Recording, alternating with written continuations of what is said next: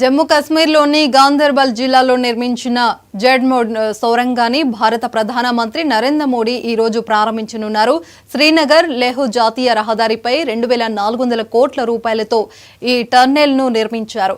ఇది 6.4 కిలోమీటర్ల పొడవుండే ఈ సొరంగంతో ఏడాదిలో ఏ సీజన్లోనైనా లద్దాఖ్ను రోడ్డు మార్గం ద్వారా ఈజీగా చేరుకోవడానికి అవకాశం ఉంటుంది. ఇక 2015లో ప్రారంభమైన నిర్మాణ పనులు గత ఏడాది పూర్తి అయ్యాయి.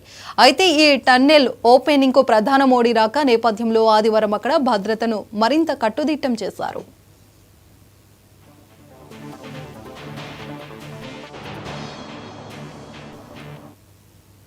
ఇక కొన్ని ప్రాంతాల్లో భద్రతా సిబ్బందిని సైతం భారీగా మోహరించారు. పలు జిల్లాలోని ముఖ్యమైన కూడళ్లలో చెక్ పోస్టులను కూడా ఏర్పాటు చేశారు. పెట్రోలింగ్ జరుగుతున్న కారణంగా ద్విచక్ర వాహనాలతో పాటు ప్రజలు ఇతర వాహనాల తనిఖీలను ముమ్మరం కొనసాగిస్తున్నట్లు అధికారులు తెలిపారు. ఇక డ్రోన్లతో సహా వైమానిక సాంకేతిక నిఘా పెట్టినట్లు చెప్పారు. అలాగే శనివారం నుంచి ఈ రోజు వరకు శ్రీనగర్ లేహ్ జాతీయ రహదారిని అధికారులు బంద్ చేశారు. ఇక జెడ్మోర్ సొరంగ సమీపంలో ఎస్పీజీ సిబ్బంది కార్యకర్త వేదికను పూర్తి స్థాయిలో తమ ఆధీనంలోకి తీసేసుకుంది. గాంధారి దగ్గర ప్రధాని మోడీ బహిరంగ ర్యాలీలో ప్రసంగించే ఛాన్స్ ఉందని జమ్మూ కాశ్మీర్ అధికారులు పేర్కొన్నారు.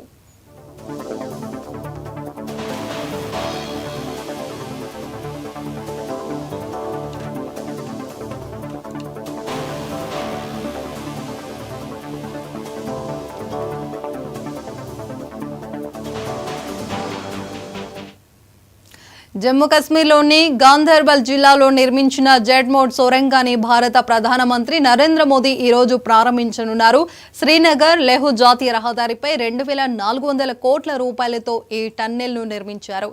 ఇది 6.4 కిలోమీటర్ల పొడవుండే ఈ సొరంగంతో ఏడాదిలో ఈ సీజన్లోనే లద్దాఖ్ రోడ్డు మార్గం ద్వారా ఈజీగా చేరుకోవడానికి అవకాశం ఉంటుంది. ఇక 2015లో ప్రారంభమైన నిర్మాణ పనులు గత ఏడాది పూర్తి అయ్యాయి.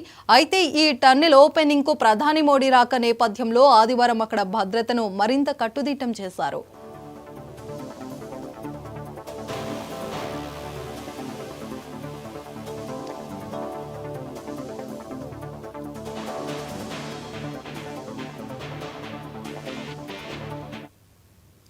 ఇక కొన్ని ప్రాంతాల్లో భద్రతా సిబ్బందిని సైతం భారీగా మోహరించారు. పలు జిల్లాలోని ముఖ్యమైన కూడళ్లలో చెక్ పోస్టులను కూడా ఏర్పాటు చేశారు.